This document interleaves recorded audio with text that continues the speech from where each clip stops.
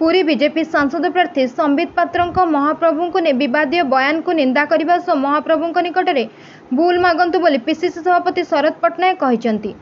एथिसह आगामी दिन में कांग्रेस पक्षर विभिन्न जिला और पंचायत स्तर में विरोध प्रदर्शन करा। ऑल इंडिया कांग्रेस मीडिया और पब्लिसिटी चेयरमैन पवन खेरा आज पुरी गस्तर आसी महाप्रभु को दर्शन करिसेंती। पवन खेरा पीसीसी सभापति शरद पट्टनायक पुरी कांग्रेस सांसद प्रार्थी जयनारायण पट्टनायक और वरिष्ठ नेता माने उपस्थित थे। तेबे महाप्रभु दर्शन सारी गणमाध्यम को प्रतिक्रिया रखिंट।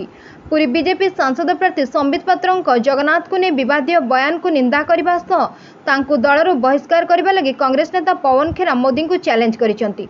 महाप्रभु होउचंती कोटि कोटि सनातनी आराध्य, तांको एपरी आक्षेप करने समस्त सनातनी को आघात देछि। तुरंत मोदीजी संबित पात्र को बहिष्कार करने लगी पवन खेरा कहिथिबा बेले एहार जवाब आगामी दिन में जनता देवे। महाप्रभु को नहीं राजनीति बीजेपी दल को भारी पड़िबो बोली प्रतिक्रिया रखिंट कांग्रेस नेता Pawan Khera. Bureau report 51 news agency.